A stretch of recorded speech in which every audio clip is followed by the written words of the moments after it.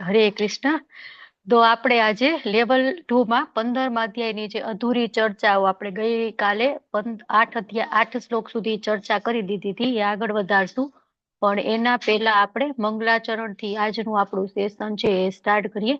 ભગવાન રાધા ગોવિંદજીને પ્રાર્થના કરીએ કે સરસ મજાનું આપણને સમજાઈ જાય, એમના દ્વારા આવેલું જ્ઞાન છે એ આપણે સારી રીતના સમજી શકીએ. તો સ્ક્રીન મારી વિઝિબલ છે? હરે કૃષ્ણ. હા માતાજી. હા માતાજી. હા માતાજી. હરે બોલ. હરે કૃષ્ણ. ઓમ અજ્ઞાન તિમિરાંધસ્ય જ્ઞાનાજન શલાકયા ચક્ષુરુન્મિલિતમ યેન તસ્मै શ્રી ગુરુવે નમઃ. શ્રી ચૈતન્ય મનોભીષ્ટમ સ્થાપિતમ યેન ભૂતલે स्वयं रूपः कदा मह्यं ददाति स्वपदान्तिकं वन्देऽहं श्रीगुरो श्रीयुतपदकमलं श्रीगुरून् वैष्णवांश्च श्रीरूपं साग्रजातं सहगण रघुनाथान्वितं तं सजीवं साद्वैतं सावधूतं परिजनसहितं कृष्णचैतन्यदेव श्रीराधा कृष्णपादा सहगण ललिता श्रीविशाखान्विताश्च हे कृष्ण करुणा सिन्धु दीनबन्धु जगत्पते गोपेश गोपिका कान्त राधा कान्त नमस्तुते तप्त काञ्चन गौरांगी राधे वृन्दावनेश्वरी वृषभानुसुते देवी प्रणमामि हरिप्रिये वाञ्छाकल्पतरुभ्यश्च कृपा सिन्धुभ्य एव च पतितानां पावनेभ्यो वैष्णवेभ्यो नमो नमः. नमो विष्णुपादाय कृष्णपृष्ठाय भूतले श्रीमते भक्तिवेदान्त स्वामिनिति नामिने नमस्ते सरस्वती देवी गौरवाणी प्रचारिणे निर्विशेषा शून्यवादी पाश्चात्य देश तारिणे जय श्री कृष्ण चैतन्य प्रभु नित्यानंद श्री अद्वैत गदाधर श्रीवासादि गौर भक्त वृंद हरे कृष्णा कृष्ण कृष्ण हरे हरे हरे राम राम हरे हरे. श्री श्री राधा गोविंद भगवान की जय. गौर निताय की जय. श्रील प्रभुपाद की जय. गुरु महाराज की जय. अनंत अनंत कोटि वैष्णव वृंद की जय. श्रीमद् भगवद गीता की जय. अर्जुन महाराज की जय. हरे कृष्ण सर्वेने. તો આપણે કાલે છે એ ભગવાન અહીંયા શું કે છે, એક વૃક્ષ સાથે આ આખું જગત છે એને સરખાવેલું છે કે એક ઊંધું વૃક્ષ છે અને એની શાખાઓ છે એ ઉપર તરફ છે, નીચે તરફ છે અને મૂળ છે એ ઉપર તરફ છે. બરાબર. તો આપણે જોયું હતું કે એ જે આધ્યાત્મિક જગત છે એનું પ્રતિબિંબ છે અને આપણે જે ઈચ્છાઓ કરીએ છીએ, જે 3 ગુણ છે એના કારણે આ વૃક્ષને પોષણ મળી રહ્યું છે, મોટું ને મોટું થતું જાય છે. તો આપણે શું કરવાનું છે, એક વિરક્તિનું શસ્ત્ર લઈ અને એને કાપી નાખવાનું છે. જે આપણી ઈચ્છાઓ છે, જે આપણે અહીંયા આ કુલ દેખાય છે એમાં વચ્ચે અટવાયા છીએ, તો આપણે અહીંયાથી આપણું જે ઘર છે એ બાજુ જતું રહેવું જોઈએ. અને એના માટે ભગવાન શું કહે છે કે અસંગ શસ્ત્રેન દ્રઢેન સ્થિત્વા, કે જે અસંગ, જે આસક્તિ અનાસક્તિનું શસ્ત્ર છે એના વડે આપણે એ વૃક્ષને કાપી નાખવું જોઈએ. અને શરણાગત ભગવાનને જે થયેલા છે એના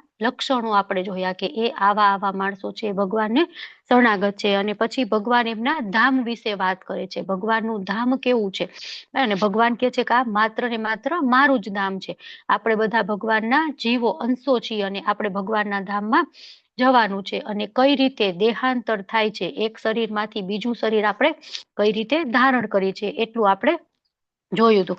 તો આગળ આપણે જોઈએ, આજનો પણ આપણો ક્લાસ છે 1 જ કલાકનો રહેશે, કેમ કે આપણે ભક્તિ શાસ્ત્રીનો ક્લાસ 9 વાગે હોય છે. તો બીજું શરીર આપણને કેવું મળશે, બરાબર, એના વિશે ભગવાન અહીંયા વાત કરે છે કે જેવી ચેતના એવું શરીર આપણને મળે. બરાબર. તો આ પ્રમાણે જીવ બીજું શરીર ધારણ કરી અને અમુક પ્રકારના કાન, અમુક પ્રકારની આંખ, જીભ, નાક અને ત્વચા પ્રાપ્ત કરે છે. તો કૂતરાના ગુણ હોય, બરાબર, કૂતરા બિલાડાનું શરીર મળે તો એ પ્રકારના આંખ હોય, એ પ્રકારના કાન હોય, એ પ્રકારની જીભ હોય, બરાબર. મનુષ્યનું હોય તો એ પ્રકારનું હોય. બરાબર. તો જે રીતની ચેતના છે, મૂળભૂત રીતે ચેતના છે એ જવાબદાર છે. એટલે કેવું હોય કે આપણે કાલે જોયું હતું ને, પાણી છે તો પાણીમાં આપણે ગમે કઈ કલર નાખીએ તો એ પાણી એ કલરનું થઈ જાય. બરાબર. તો એવી રીતના ચેતના છે એનું પોતાનું કઈ નથી, પણ એ જેના ગુણ, જેવા ગુણ છે એનો સંગ કરશે એ પ્રમાણે એના દ્વારા એવા કાર્યો થશે. તો 3 ગુણના મુજબ અમુક ઇન્દ્રિયો મળે. અમુક શરીર મળે, અમુક છે એ પક્ષી બને તો આકાશમાં ઊંચે ઊંચે ઉડે, બરાબર. આપણે ઉડવું હોય તો આપણે ન ઉડી શકીએ. કેમ? આપણું શરીર એ પ્રકારનું નથી કે આપણને ઉડી શકીએ, બરાબર. તો 5 ઇન્દ્રિયો અને મન એની સાથે ચેતના મળે અને જે પ્રમાણે આપણે ગુણનું સિલેક્શન કર્યું હોય એ પ્રમાણે આપણે એમાં કામ થાય, એ પ્રમાણે આપણે કર્મો કરીએ.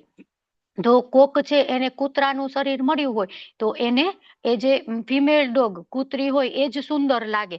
પછી ગમે એવી મિસ યુનિવર્સ હોય તો એને એ છે એ સુંદર ન લાગે. તો એમ કેમ કે એના ગુણો એવા છે, બરાબર. એના કર્મ પ્રમાણે એને એ શરીર મળ્યું છે, એની ઇન્દ્રિયો એ પ્રમાણેની છે, એટલા માટે. તો કોઈક લોકો છે એને પગ જ નથી હોતા અને કોઈક છે એ એકદમ દોડવીર હોય, રેસ હોય એમાં ફર્સ્ટ આવતા હોય. તો એ પ્રમાણે એ છે અલગ અલગ શરીર ધારણ કરે. તો કઈ પ્રમાણે શરીર ધારણ કરે આપણે વાત 1-2 વખત કરી ચુક્યા છીએ. એક તો મૃત્યુ સમયની ઈચ્છા અને બીજું તો એના કર્મો, બરાબર. એ પ્રમાણે એક શરીરમાંથી બીજું શરીર એમને મળતું હોય છે.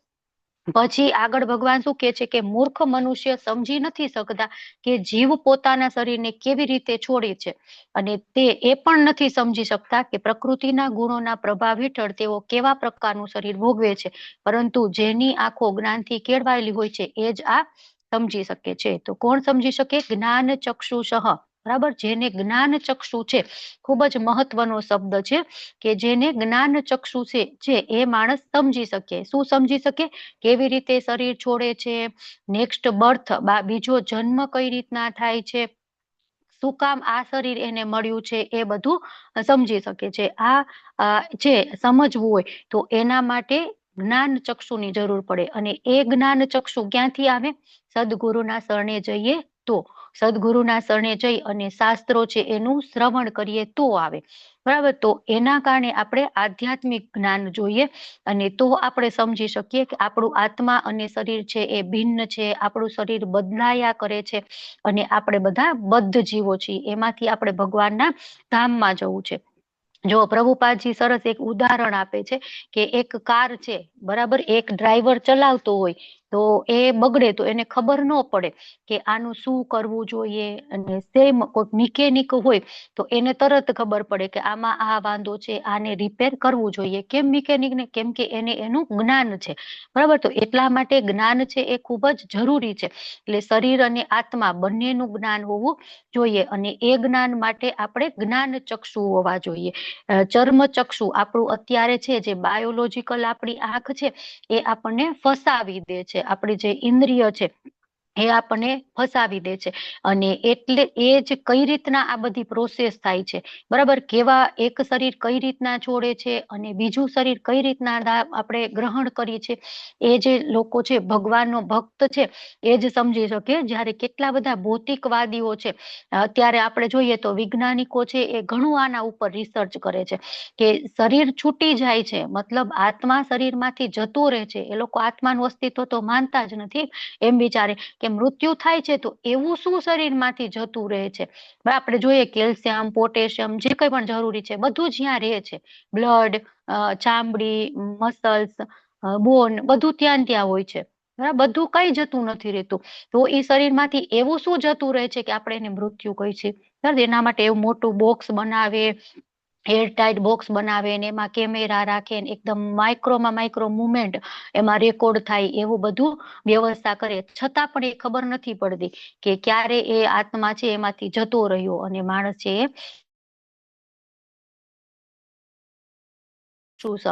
બરાબર છે. ભગવાનના ભક્તો છે, ગુરુ છે, એનો આશ્રય લઈ અને તો આપણે એ સમજી શકીએ, બાકી આપણે એ સમજી શકીએ નહીં. તો દેહાંતર છે એ ભગવાનનો ભક્ત સમજી શકે. હવે આગળ ભગવાન શું કે છે કે આત્મ સાક્ષાત્કારમાં સ્થિર થયેલા પ્રયત્નશીલ આધ્યાત્મવાદીઓ આ બધું સ્પષ્ટ રીતે જોઈ શકે છે, બરાબર. જે આધ્યાત્મમાં સ્થિર થયેલા છે, આધ્યાત્મવાદીઓ છે એ સમજી શકે છે, બરાબર. તો આપણને એના માટે 2 ચક્ષુનું અહીંયા વર્ણન, એક તો સ્પિરિચ્યુઅલ જે આપણી આઈ છે એને કહેવાય જ્ઞાન ચક્ષુ અને બીજી આપણી ભૌતિક જે આંખો છે ચર્મ ચક્ષુ.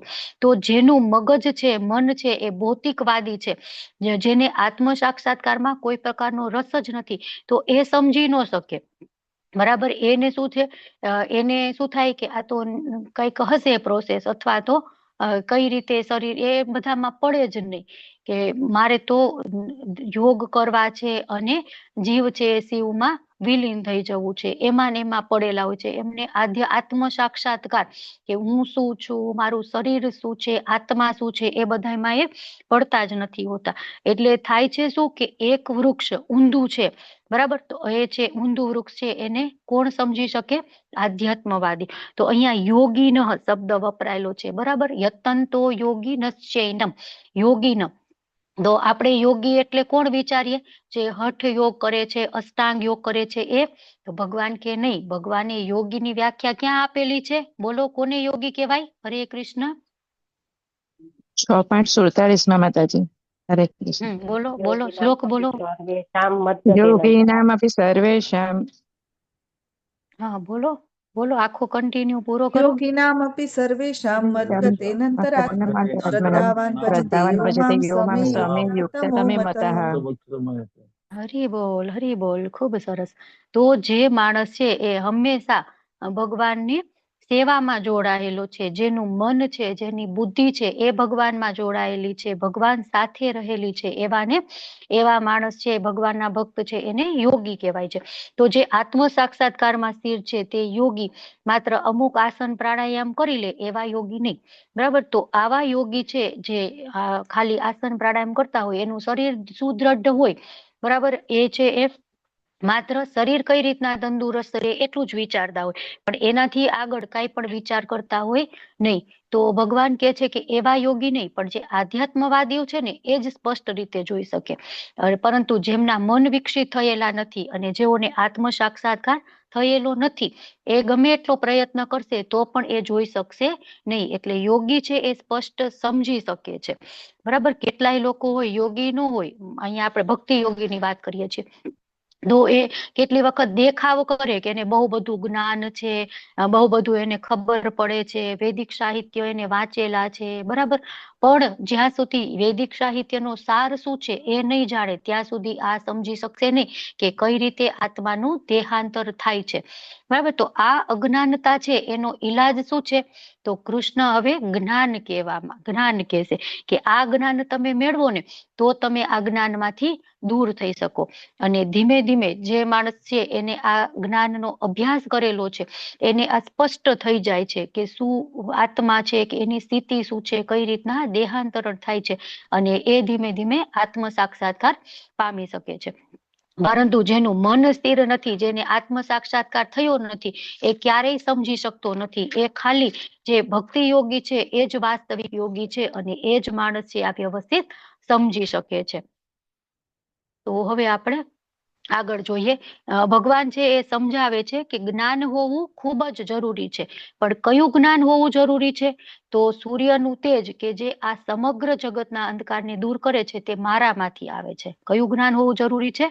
કે ભૌતિક જગતમાં આપણે જે કઈ વ્યવસ્થા કરી છે આપણે કરી છે? નહીં, ભગવાને કરી છે. અહીં પણ ભગવાન છે આપણા માટે વ્યવસ્થા કરે છે, બરાબર. એક વોટર સાયકલ, કાર્બન સાયકલ, બધું જે કઈ ગતિવિધિઓ ચાલે છે એ બધું ભગવાનને આધારિત ચાલે છે. ભગવાન કે છે કે સૂર્ય છે એ પણ મારામાંથી, ચંદ્રનું તેજ અને અગ્નિમાનું તેજ પણ મારામાંથી ઉત્પન્ન થયેલું છે, પણ અજ્ઞાની માણસ છે આ સમજી શકતો નથી. સૂર્યમાંથી પ્રકાશ ઉત્પન્ન થાય છે તો અત્યારના કહેવાતા સાયન્ટિસ્ટો શું કે ન્યુક્લિયર ફ્યુઝન થયું અને મોટો બધો બ્લાસ્ટ થયો અને એમાંથી મોટું બધું અજવાળું થયું. અને ઇવન હજી પણ કે છે કે સૂર્યમાં એવી બધી અમુક પ્રોસેસ છે એ હજી પણ ચાલુ જ છે, અને એના કારણે એમાં એટલી બધી ગરમી ઉત્પન્ન થાય છે, એમાં એટલી બધી ઉર્જા ઉત્પન્ન થાય છે. પણ અહીંયા ભગવાન કે છે કે સૂર્યનું તેજ છે ને હું એને આપું છું, અને એ તેજના કારણે જે આ જગતનું અંધકાર દૂર થાય છે ને એ પણ હું એને શક્તિ આપું છું, બરાબર. ચંદ્રનું તેજ છે એ મારા કારણે છે, બરાબર. તો સૂર્યોદય થાય એની સાથે જ મનુષ્ય છે એની પ્રવૃત્તિ ચાલુ થઈ જાય. અગ્નિ, રસોઈ બનાવવું હોય તો અગ્નિની જરૂર પડે ને. આપણે એમ થાય કે અગ્નિ ક્યાં, આપણે પેલા ઓલા ચૂલે રસોઈ બનાવતા હતા એવું ક્યાં છે? હવે તો એલપીજી છે, એક લાઇટર કરો ને ચાલુ થઈ જાય. હવે લાઇટરનો યુઝ ન થાય એવા ગેસ આવી ગયા છે. તો એ એલપીજી એ ક્યાંથી આવ્યો? બરાબર. એ પણ ભગવાન, કારખાના ચલાવવા માટે અગ્નિની જરૂર પડે ને, તો એ પણ ભગવાન કહે છે કે હું આપું છું, બરાબર. હવે આપણે વિચારીએ કે એક દિવસ સૂર્ય ન ઉગે, ઉગે જ નહીં, બરાબર. આખી પૃથ્વી ઉપર ક્યાંય સૂર્યનું અસ્તિત્વ જ ન હોય તો શું થાય?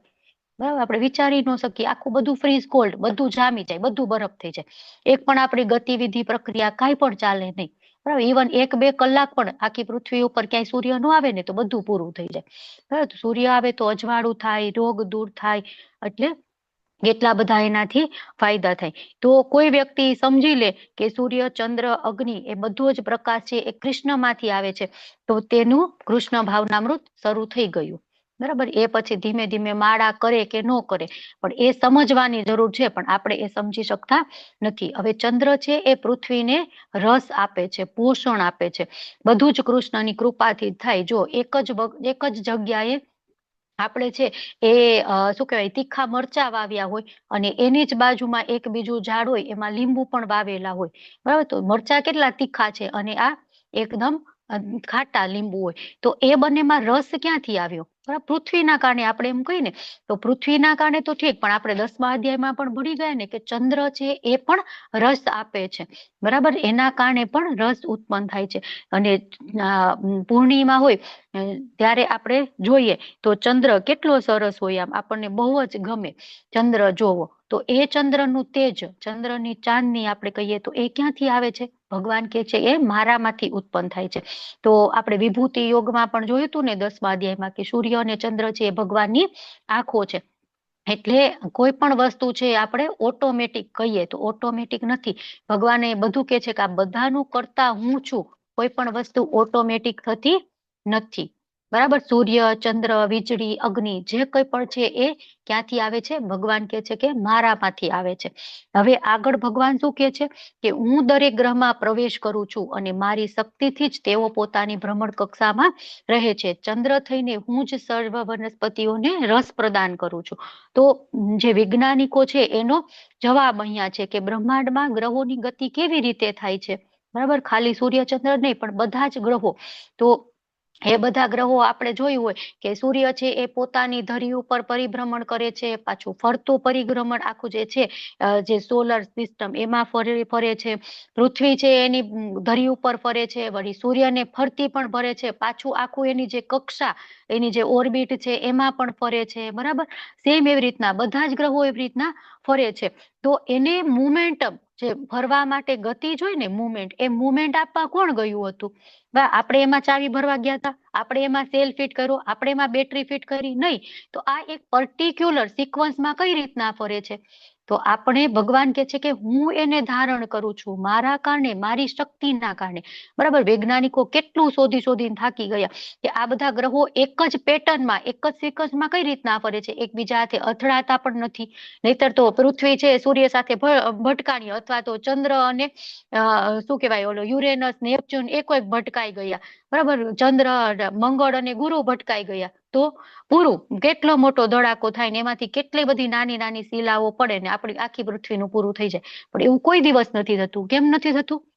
ભગવાન કે છે કે એ મારી શક્તિના કારણે પોતાના ભ્રમણ કક્ષામાં રહે છે. અને ચંદ્ર થઈને હું જ બધી વનસ્પતિઓને જે રસ પ્રદાન કરું છું. આપણે જોયું ને, એક ટમેટું હોય, એક મરચું હોય, બરાબર, સમુદ્રનું પાણી કેટલું ખારું હોય અને એની જ બાજુમાં નાળિયેર હોય, નાળિયેરીનું વૃક્ષ હોય, એની ઉપર નાળિયેર હોય, તો એ નાળિયેરનું પાણી કેટલું મીઠું હોય, સરસ મજાનું. બરાબર, તો એ મીઠાશ ત્યાં કોણ આપવા ગયું? ભગવાન કે છે કે હું એ પ્રદાન કરું છું. બરાબર, આ મકાઈનો ડોડો આપણે લઈએ તો એ મકાઈના કેટલા એકદમ સરસ એક જ લાઈનમાં બધા એ મકાઈના દાણા ગોઠવાયેલા હોય, એ કોણ ગોઠવવા ગયું છે? ભગવાન કે છે કે એ હું કરું છું. બરાબર, છ પ્રકારના રસો હોય છે, મધુર, અમ્લ, લવણ, કટુ, તિક્ત, કષાય.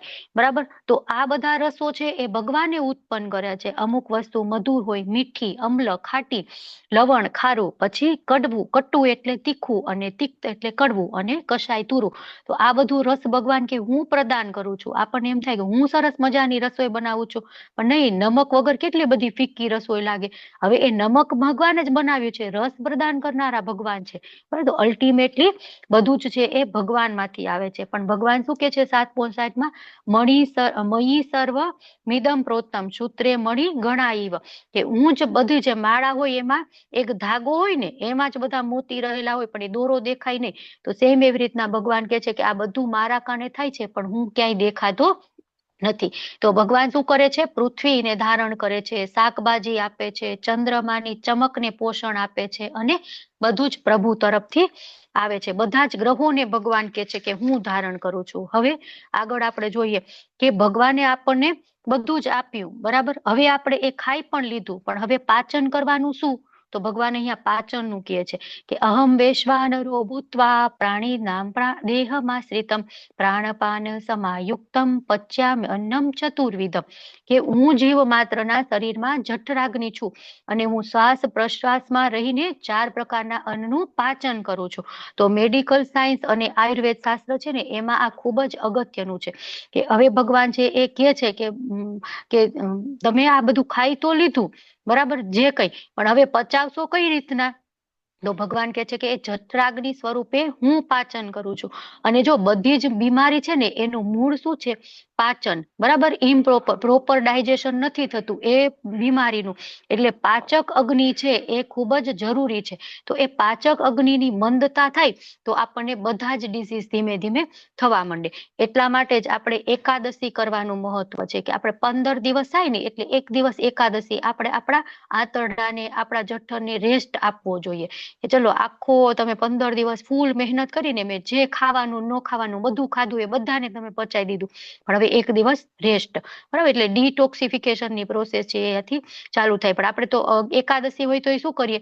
પહેલેથી તો મેનુ બનાવી દઈએ, વરાળી ઢોસા, ફરાળી પીઝા, સાબુદાણાની ખીચડી, પેલી ખીર, પેલું જ્યુસ, ફલાણું ઢીકણું, કેટલું બધું લાંબુ લિસ્ટ હોય, બરાબર. રહી જતું હોય તો થોડાક ફ્રૂટ એમાં એડ કરે, બરાબર. તો આવું નહીં કરવાનું. એકાદશીમાં બને એટલું ઓછું ખાવાનું. આ સાયન્ટિફિક પણ પ્રૂવ થયું છે. એક જાપાન કે રશિયા કઈક સાયન્ટિસ્ટો છે એને પ્રૂવ કર્યું છે કે એકાદશી કરતા હોય ને તો એના કારણે આખું જે આંતરડું, આખું જે ડાયજેસ્ટિવ સિસ્ટમ છે એ આખી ડિટોક્સિફાઈ થઈ જાય, બધું જ એમાં છે બધું જ નીકળી જાય. એટલા માટે જ્યાં સુધી બને ત્યાં સુધી નિર્જળા અથવા તો જલ કે ફ્રૂટ ખાઈને એવી રીતના એકાદશી કરવી જોઈએ. પછી એમ થાય કે હવે થાતી જ નથી, તો દીપેશ્વરી માતાજીએ તો એવું કીધું આવી રીતના કરવી જોઈએ, મારાથી તો એવી નથી થતી, એવું કરવી જ નથી. નહીં, ભગવાન એમાં પછી ધાર્મિક એંગલ પણ છે. ભગવાન એમ કે છે કે એ દિવસે અન્નમાં પાપનો વાસ છે, એટલા માટે આપણે અન્ન ખાવું ન જોઈએ. બરાબર. તો ધર્મમાં કોઈ ન માનતા હોય તો આપણે એને આ રીતના પણ સમજાવીએ અને ભગવાનના શરણે લાવી શકીએ. હવે બરાબર પાચન થતું ન હોય ને આપણે કેટલાયને અનુભવ હોય, બરાબર. ડોક્ટરો બદલાવીને થાકી જાય ને તો એનું કઈ એવું મીટર નથી કે આનું પાચન આટલા ટકા થાય છે ને આ દવા લીધી ને હવે એનું પાચન વધીને આટલા ટકા થઈ ગયું. નહીં, બરાબર. એ લોકો પણ શું કરશે? આ મેડિસિન પેલી મેડિસિન આપશે, પણ આપણને હવે ખબર પડી ગઈ તો આપણે શું કરવાનું? ભગવાનને પ્રાર્થના કરવાની, ભગવાન વૈશ્વાનર તમે જ છો તો તમે જ મારું પાચન પ્રોપર થાય એવું કઈક કરો, બરાબર. તો એ રીતના આપણે કરી શકીએ. પછી અહીંયા 2 વાયુની વાત થઈ છે, શ્વાસ અને પ્રશ્વાસ, બરાબર. તો 5 પ્રકારના વાયુ છે, પ્રાણ, અપાન, વ્યાન, સમાન અને ઉદાન. એ 5 પ્રકારના વાયુઓ છે ને એ અલગ અલગ આપણા બોડીમાં કામ કરતા હોય છે. તો પ્રાણવાયુ શું કરે? બ્રેઇન, લંગ અને હાર્ટ છે ને એના ફંક્શન મેનેજ કરે.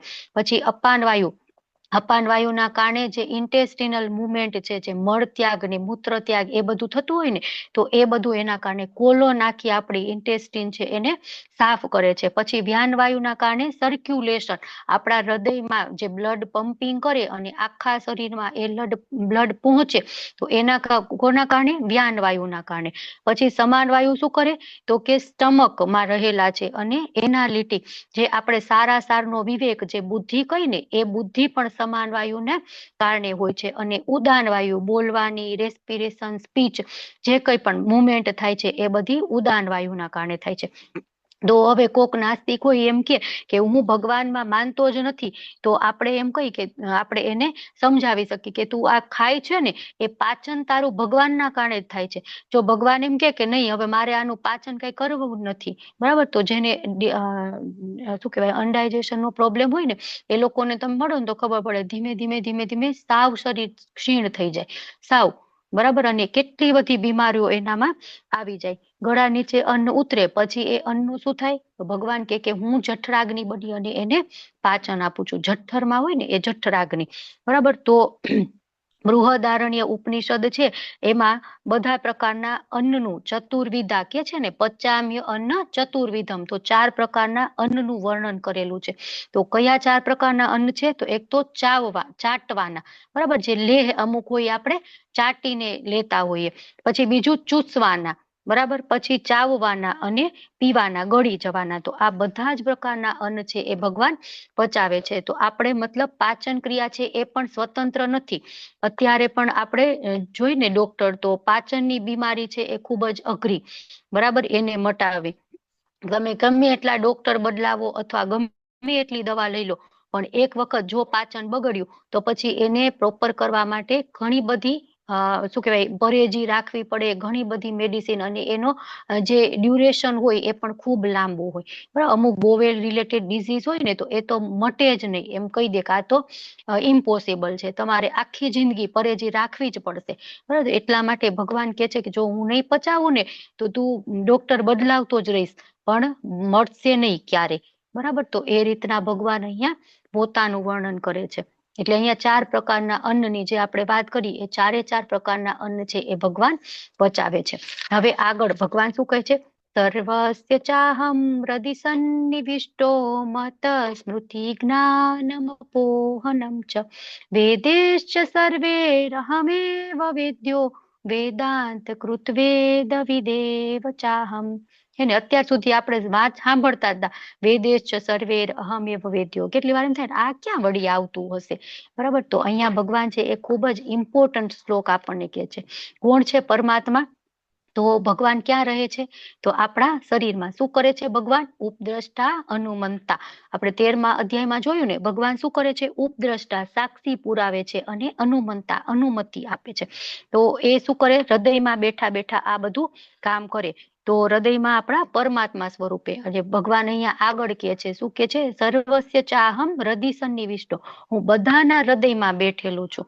બરાબર, અહીંયા એવું નથી કેતું હું ખાલી મનુષ્યના હૃદયમાં જ છું. બરાબર, બધા જ નાનામાં નાના કીડી મકોડા રેપ્ટાઇલ જે પણ લઈ લો, એ બધાના હૃદયમાં હું બેઠેલો છું. પછી શું કરે? મત સ્મૃતિ જ્ઞાનમ પોહનમ ચ, મારાથી જ સ્મૃતિ આવે છે, સ્મૃતિ યાદ શક્તિ. બરાબર, ઘણાને ઘમંડ હોય કે હું તો ખૂબ જ હોશિયાર છું, આઈએએસ આઈપીએસ ડોક્ટર એન્જિનિયર, મારા દમ ઉપર હું બન્યો છું, મેં કેટલી મહેનત કરી છે ખબર છે તમને, હું તો 18 કલાક વાંચતા હતા ત્યારે અમે ડોક્ટર બન્યા છીએ. નહીં, ભગવાન અહીંયા શું કહે છે?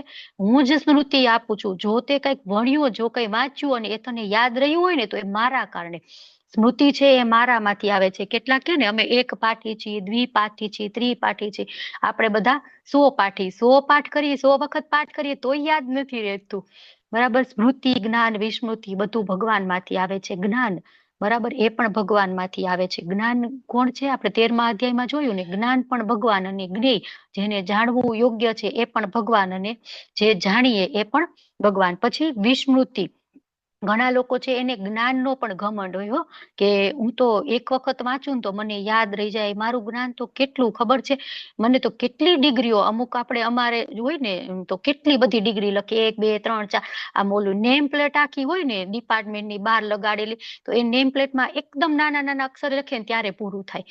એટલી બધી ડિગ્રી, એટલા બધા સર્ટિફિકેટ. તો આ બધું ક્યાંથી આવે છે? જ્ઞાન. ભગવાન કે મારામાંથી આવે છે. અલ્ટિમેટલી આપણે ગમે તે લઈ લો, ફિઝિક્સ કેમેસ્ટ્રી બાયોલોજી ગમે તે સબ્જેક્ટ, એન્જિનિયરિંગના કે ડોક્ટરીના કે ગમે તેના, તો એ બધું જ જ્ઞાન છે એ ભગવાન કે છે કે મારામાંથી આવે છે. 10મા અધ્યાયમાં આપણે જોયું ને, દદામી બુદ્ધિ યોગમ, તો એ જ્ઞાન તો છે બધું, પણ એ સમજી ક્યારે શકાય? જ્યારે ભગવાન દદામી બુદ્ધિ યોગમ કરે ત્યારે. પછી વિસ્મૃતિ અપોહનમ, તો બર્થડે એનિવર્સરી આવતી હોય તો ભૂલી ગયા, ચલો તો કેમ ભૂલી ગયા?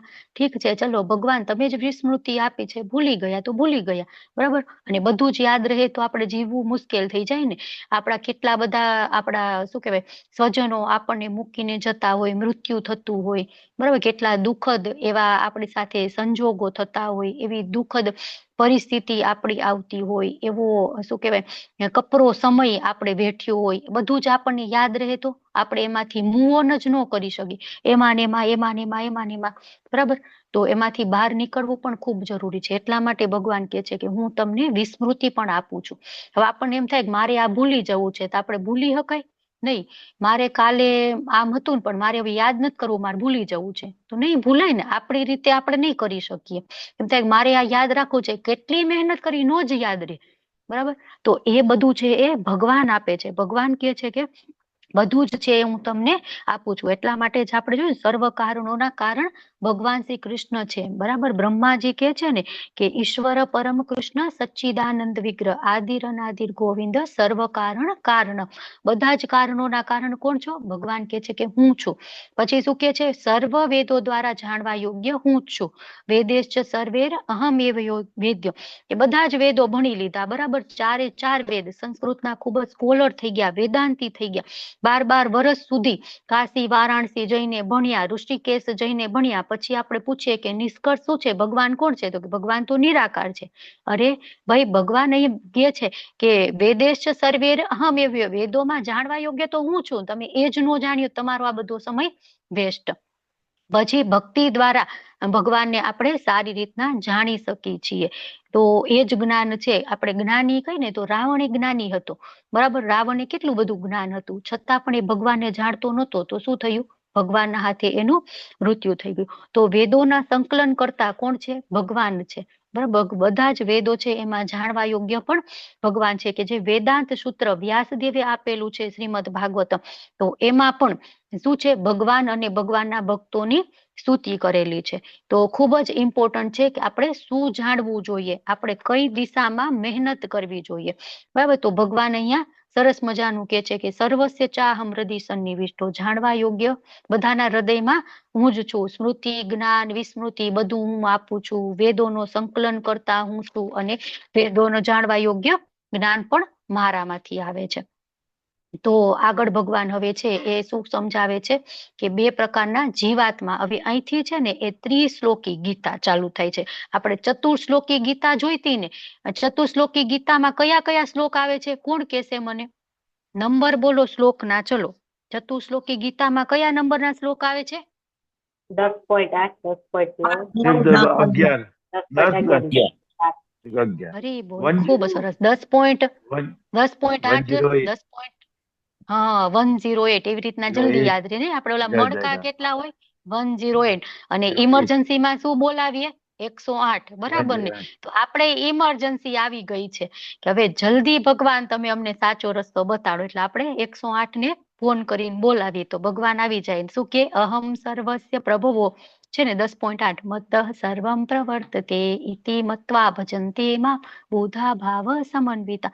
તો આ છે હવે ત્રિશ્લોકી ગીતા. આપણને એમ થાય ભગવાન આખી ગીતા યાદ નથી રહેતી, 700 શ્લોક યાદ નથી રહેતા. તો પ્રભુ પાસે શું કીધું? 108 શ્લોક આપ્યા. ચલો, આ ઇમ્પોર્ટન્ટ છે, તમે આટલું કરી લો તોય તમારા માટે ઘણું છે. આપણે નહીં, એટલું નથી થતું. હવે ચતુશ્લોકી ગીતા 4 શ્લોક કરી લો તો એમાં ભગવાનનું બધું જ જ્ઞાન આવે. આપણે નહીં, એ નથી થતું. તો હવે અહીંથી ત્રિશ્લોકી ગીતા, હવે 3 શ્લોક તો કરવા પડે ને. એ નથી થતું. ભગવાન કે ચલો 1 શ્લોક કરી લો. કયો?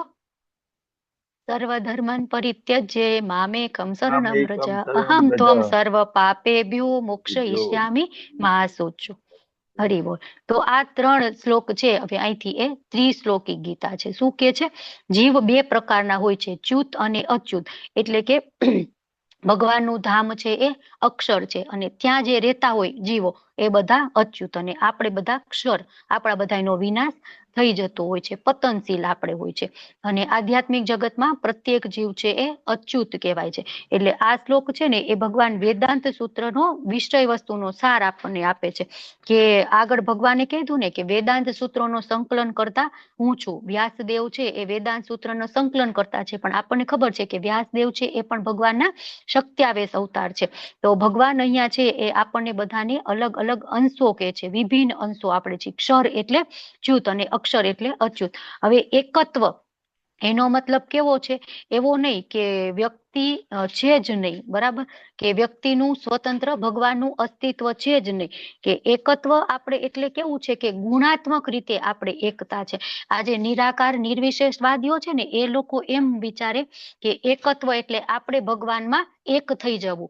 બરાબર, પણ એવી વાત નથી. અહીં પ્રભુપાદ આપણને સરસ સમજાવે છે કે ગુણાત્મક રીતે આપણે અને ભગવાન એક છીએ. બરાબર, ક્વોલિટેટિવ આપણે એકતા છે, ક્વોન્ટિટેટિવ અલગ અલગ છીએ. તો વેદાંત સૂત્રમાં વેદોમાં પણ પ્રમાણે આપણે જાણવા જોઈએ કે બે પ્રકારના જીવો છે, એક તો જળ અને શું કહેવાય, એક વિનાશ થાય એવા અને એક વિનાશ ન થાય એવા. એટલે અહીંયા પ્રભુપાદ આપણને, આપણે બધા છે એ વિનાશી, આપણે ચ્યુત જીવો છીએ, તો આપણે 6 પ્રકારના પરિવર્તનોમાંથી પસાર થવું પડે છે. સૌથી પહેલા તો જન્મ થાય, પછી વૃદ્ધિ થાય, પછી ટકે, પછી આડ પેદાશો ઉત્પન્ન થાય અને છેલ્લે ક્ષય થાય અને વિનાશ થઈ જાય, બરાબર. અને જ્યારે આધ્યાત્મિક જગત છે એમાં આવું કઈ હોતું નથી. એમાં એક ધારું સતત, એમાં જન્મ વ્યાધિ જરા, જન્મ મૃત્યુ જરા વ્યાધિ એ પ્રકારના કોઈ પણ દુઃખ પણ હોતા નથી અને આવા પરિવર્તનો પણ થતા નથી. પણ આ ભૌતિક જગત છે એમાં કીડીથી લઈ અને બ્રહ્મા સુધી બધા જ ને આ બધા પરિવર્તનોમાંથી પસાર થવું પડે છે. તો આ રીતના ભગવાન અહીંયા 2 પ્રકારના જીવ છે એની વાત કરે છે. હવે આગલા શ્લોકમાં ભગવાન છે હજી જીવ વિશે ડિટેલમાં માહિતી આપે છે કે આ બંને ઉપરાંત એક પરમ પુરુષ પરમાત્મા પણ છે, બરાબર. 2 પ્રકારના જીવ છે, એકનો વિનાશ થાય છે, એકનો વિનાશ નથી થતો. તો ભગવાન કે આ સિવાય એક અલગ પરમાત્મા પણ છે, જેવો સાક્ષાત અવિનાશી ભગવાન છે અને જેવો ત્રણેય લોકમાં, ત્રણેય લોક કયા, આપણી ઉપરના 6 લોક, આપણી નીચેના 7 લોક અને આપણું એક છે એ, આમ 14 થાય, બરાબર. અને આમ 3 એટલે ઉધ્વ, અધો અને આપણું રહ્યું એ મધ્ય, બરાબર. એવી રીતના ત્રણેય લોક અને પ્રવેશ કરી અને સર્વનું પાલન કરી રહ્યા છે. તો ભૌતિક જગત અને આધ્યાત્મિક જગત આ બંનેથી પરે એક પરમાત્મા છે, બરાબર. અને એ પરમાત્મા છે એ આ ત્રણેય લોક છે એનું પ્રવેશ કરી અને એનું પાલન કરેલું છે. તો ત્રણેય લોકથી પરે, બરાબર, હોવા છતાં બધા જ લોક બ્રહ્માંડમાં અણુ અણુમાં પ્રવેશી અને આપણે સાથે રહે છે, આપણું પાલન કરે છે. આપણા બધા જ, આપણે જોઈએ ને 84 લાખ યોનિઓ છે, તો એ બધા જ જીવના હૃદયમાં એ છે એ પરમાત્મા તરીકે રહેલા હોય છે, બધા જ માં એ પ્રવેશ કરે છે અને એ રીતના એ બધાનું પાલન કરે છે. તો પ્રભુપાદજી અહીંયા એનો ભાવાર્થ છે એમાં કઠ ઉપનિષદ અને શ્વેતાક્ષર ઉપનિષદ એનું સરસ મજાનું વર્ણન કરે છે કે કેટલાક હોય જીવો એ બદ્ધ જીવ હોય છે અને કેટલાક છે એ મુક્ત જીવ હોય છે. તો અસંખ્ય જીવોના એ જે બદ્ધ હોય અથવા તો મુક્ત હોય, તો એ બધા જ જીવોનું નિયંત્રણ કોણ કરે છે? પરમ પુરુષોત્તમ પરમેશ્વર ભગવાન શ્રી કૃષ્ણ કરે છે. અને ઉપનિષદનો એક મંત્ર પ્રભુપાદ અહીંયા આપે છે, નિત્યો નિત્યાનામ ચેતનસ ચેતનાનામ. તો બદ્ધ તેમજ મુક્ત બંને પ્રકારના જીવો છે એમાં એક પરમ પુરુષોત્તમ પરમેશ્વર ભગવાન રહેલા હોય છે. અને બુદ્ધિશાળી માણસ છે જે આ સમજી જાય તો એને શાંતિ મળે છે. અને જે લોકો એ સમજતા નથી અને નિરાકારવાદી, નિર્વિશેષવાદી, નિર્ગુણવાદી એમાં પડેલા રહે છે, તો એ ઉપર નીચે જે મોટું ચકડોળ હોય ને ઉપર જાય ને વળી નીચે આવે ને વળી ઉપર જાય ને વળી નીચે આવે, તો એ રીતના અલગ અલગ યોનિઓમાં જન્મ મૃત્યુમાં ભટક્યા કરે છે. હવે આગળ ભગવાન શું કહે છે કે હું ક્ષર અને અક્ષર બેઉથી પરે છું અને તેથી જ હું સર્વોત્તમ છું અને તે કારણે હું આ જગતમાં અને વેદોમાં પરમ પુરુષ તરીકે પ્રખ્યાત છું. તો ભગવાન છે એ ક્ષર અને અક્ષર બંનેથી પર છે, પણ ભગવાન કેવા છે? સર્વોત્તમ છે, બરાબર. એ બધાથી અલગ છે અને સર્વોત્તમ છે.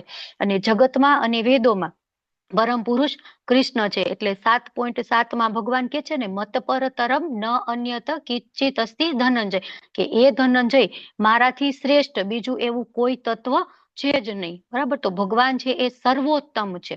તો જે ખરેખર વેદોમાં છે, તો એ શું નિષ્કર્ષ પર આવે કે ભગવાન શ્રી કૃષ્ણ છે અને આપણે એને જાણવા જોઈએ. જેમ કે બ્રહ્માજીએ કીધું કે ઈશ્વર પરમ કૃષ્ણ સચ્ચિદાનંદ વિગ્રહ, પણ વેદાંતિઓ છે એ શું કહે છે કે ભગવાન તો નિરાકારવાદી છે, નિર્વિશેષવાદી છે. તો એ લોકોનો ટાઈમ વેસ્ટ થયો. વેદ વાંચવા એટલે કેટલો બધો સમય જતો રહે અને છતાં પણ વેદો વાંચીને શું સાર ઉપર આવવું જોઈએ? તો પરમ પુરુષ ભગવાન છે એક સાર ઉપર આવવું જોઈએ, બરાબર. એક સાર એ સાર એમને નથી આવે, એમને હજી એમ છે કે એ ભગવાન તો કૃષ્ણ તો એક ઐતિહાસિક પુરુષ હતા અને આવી બધી લીલાઓ કરી, પણ ભગવાન છે તો નિરાકાર નિર્વિશેષવાદીઓ છે, બરાબર. તો એ રીતના એ લોકોનો ટાઈમ વેસ્ટ થાય છે. તો આપણને એટલી વાર એમ થાય કે ભગવાન અહીંયા કેમ પોતાના વખાણ કરે છે? હે ભગવાનને આવા બધા પોતાના વખાણ કરવાની ક્યાં જરૂર હતી? આ તો ભગવાન થોડાક ઇગોઇસ્ટિક લાગે છે મને તો. હું આમ છું, હું તેમ છું, હું ફલાણું છું, હું ઢીકણું છું, હું ઢીમચું, જે કઈ હોય, બરાબર. તો આપણને કેટલી વખત એવું એમ થાય, પણ ભગવાન આપણા પિતા છે, બરાબર. ભગવાન કીધું ને અહમ બીજભૂત પિતા, તો ભગવાન આપણા પિતા છે અને પિતા એમ કે હું તારો પિતા છું, તેમાં ખોટું શું હતું? બરાબર.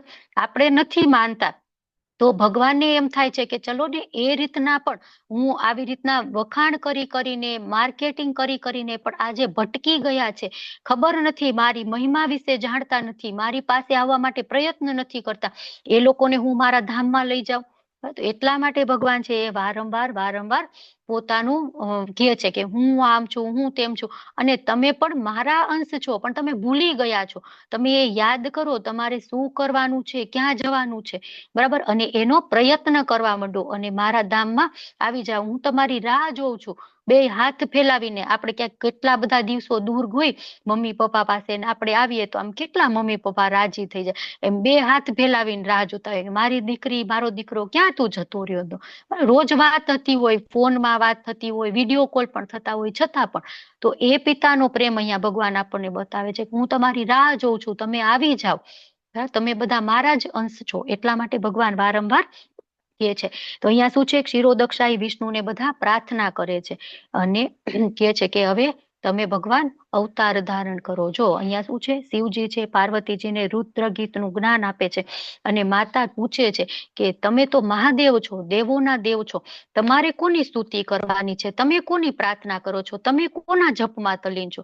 ત્યારે શિવજી છે એમને રુદ્ર ગીત કહે છે અને ભગવાનની મહિમાનું જ્ઞાન કરે છે કે હું પણ ભગવાન શ્રી કૃષ્ણનું, ભગવાન વિષ્ણુનું સ્મરણ કરું છું. બરાબર, તો એ રીતના ભગવાન છે એ પૂર્ણ પુરુષોત્તમ ભગવાન શ્રી કૃષ્ણ છે અને એ સરસ મજાનું એમનું સુંદર રૂપ છે. હવે ભગવાન શું કે છે, યોમાવેવ સમ્મૂઢો, કે જે કોઈ મનુષ્ય સંશય રહિત થઈને મને પૂર્ણ પુરુષોત્તમ તરીકે જાણે છે, બરાબર, તે બધું જ જાણનાર છે. માટે હે ભરત પુત્ર, તે મનુષ્ય મારી પૂર્ણ ભક્તિમાં પરોવાઈ જાય છે. તો હજી ભગવાન કે છે કે હજી કોઈ શંકા હોય ને તો તમને હજી હું વધારે ડિટેલમાં કહું. બરાબર, કે શંકા છે એ સંશય આપણને થાય, શંકા ડાઉટ થાય તો એ કોનો નાશ કરે, શ્રદ્ધાનો. બરાબર, તો આપણને એ શંકા થાય કે ભગવાન કૃષ્ણ ગોડ છે કે નથી.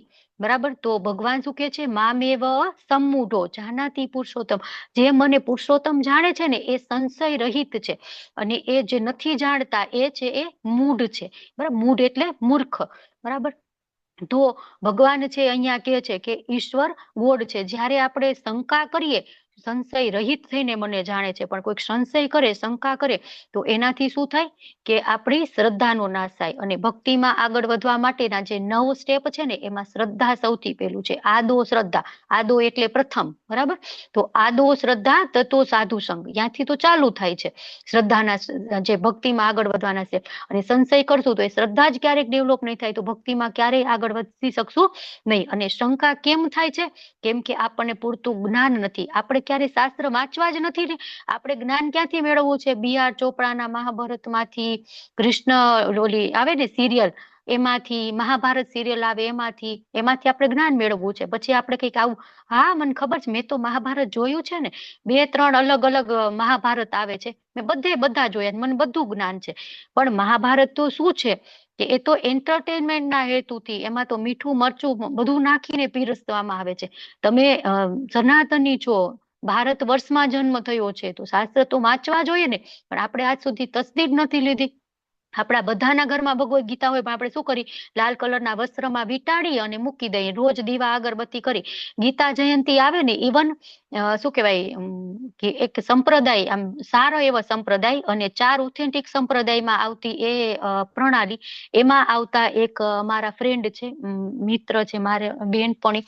તો હવે હું એને મેં કીધું ને કે આજે તો ગીતા જયંતિ છે, પતી ગઈ ત્યારે મેં કીધું આજ તો ગીતા જયંતિ હતી, અમારા આવી રીતના શ્લોક પઠન હતું, અમારા ડિપાર્ટમેન્ટ ગુજરાતીમાંથી અમે આવી રીતના કર્યું હતું. વાત કરી, આજે ગીતા જયંતિ હતી એટલી પણ ખબર નહીં, બોલો. અને પોતાને શું કહેવાય, અમે તો વૈષ્ણવો છીએ. તો પછી તો સંશય થવાનો જ છે, અને એ સંશય થાય એટલે ભક્તિમાં આગળ વધી જ શકે નહીં. તો ભગવાન કહે છે કે જે સંશય રહિત થઈ અને મને પૂર્ણ પુરુષોત્તમ પરમેશ્વર માને છે એ પૂર્ણ રીતે મારી ભક્તિમાં પરવાઈ જાય છે. અને એટલા માટે જ ભગવાન કે મન મનાભવ મદભક્તો મધ્યાજીમાં નમસ્કૃત, સમય વેડફવાનો નથી અને ભગવાનની ભક્તિ કરવાની છે.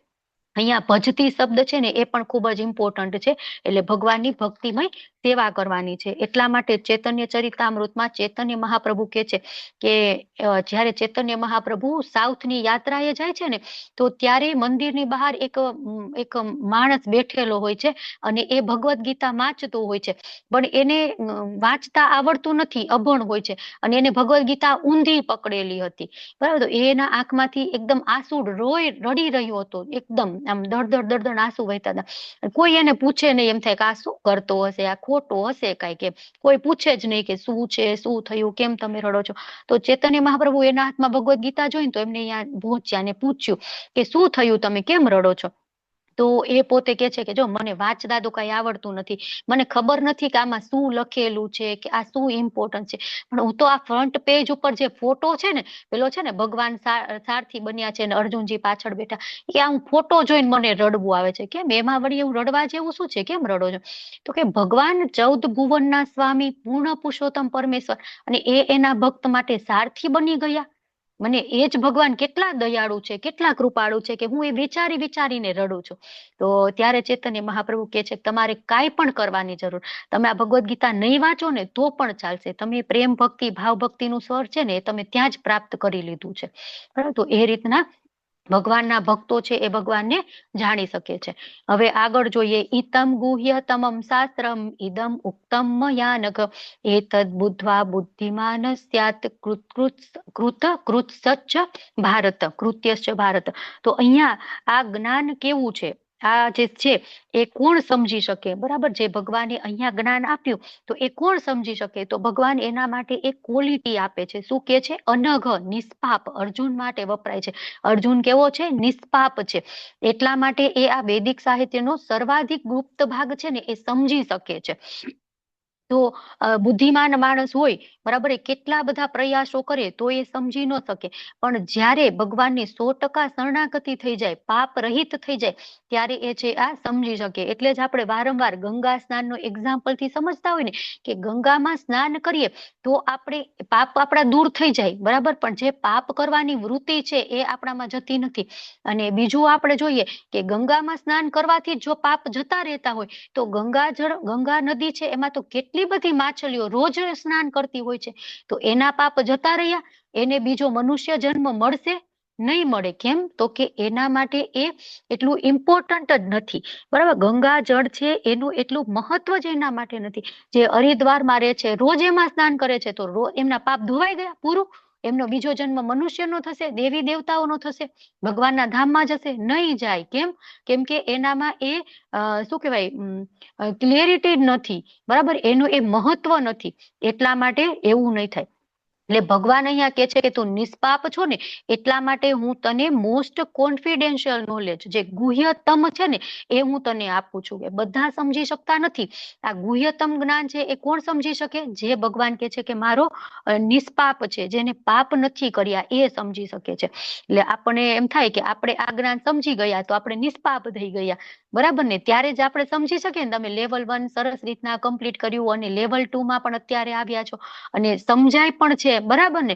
ખાલી હું બોલું, તમે વાંચો ને બધું માતાજી ઉપર થાય, કાંઈ સમજાતું નથી. નહીં, એવું નથી, તમને બધાને સમજાય પણ છે, બરાબર. તો એ શું કરવા, કે આપણે બધા નિષ્પાપ છીએ ભગવાનની કૃપાના કારણે.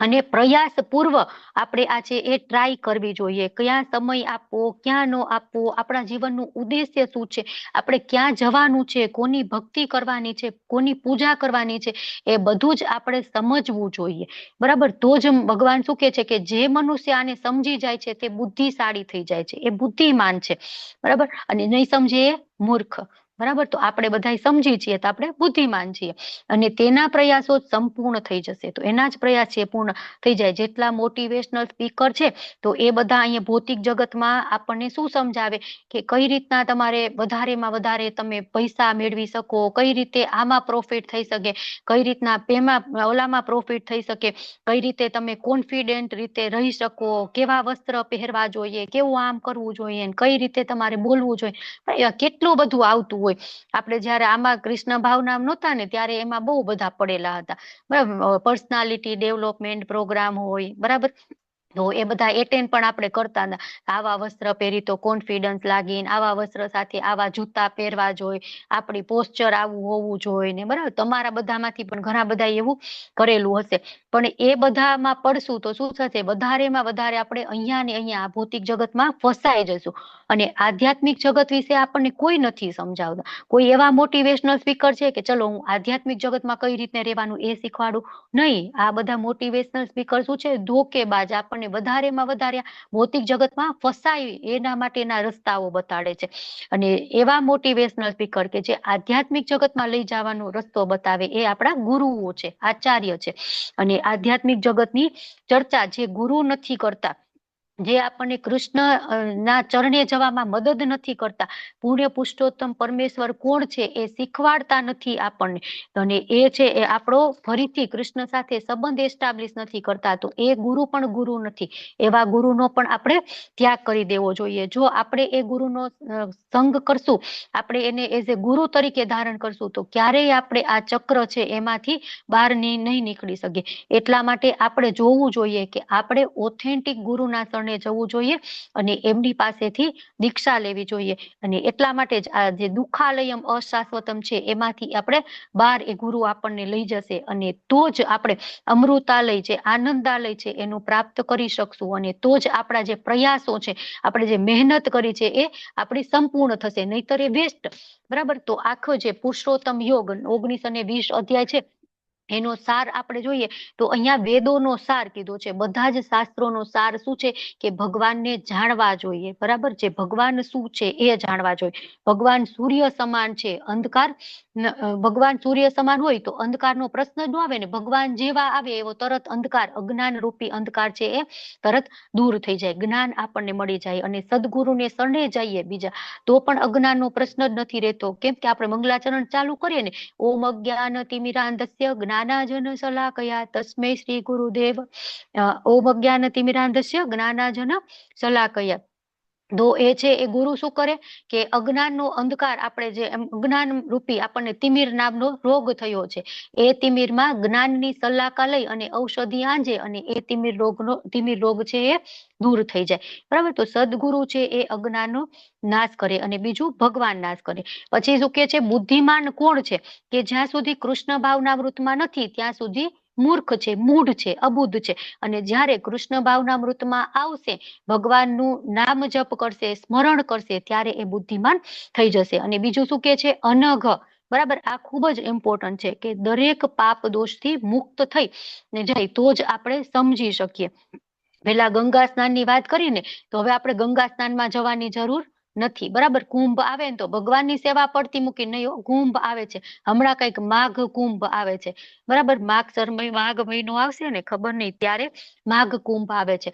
તો કેટલા બધા જતા હોય. કુંભમાં તો સ્નાન કરવું જ પડે, પણ અહીંયા ઠાકોરજી રાહ જોઈને બેઠા છે, એની સેવા છે મંદિરમાં, પણ એ મૂકી નહીં, સોરી પ્રભુજી, હું અત્યારે તો એની નહીં સેવા કરી, મારે તો કુંભ સ્નાન કરવા જવાનું છે. પણ કુંભ સ્નાનનું કાંઈ મતલબ નથી જ્યાં સુધી આપણામાં એ ડેડિકેશન નહીં આવે, જ્યાં સુધી આપણામાં એ ક્લેરિટી નહીં આવે ત્યાં સુધી.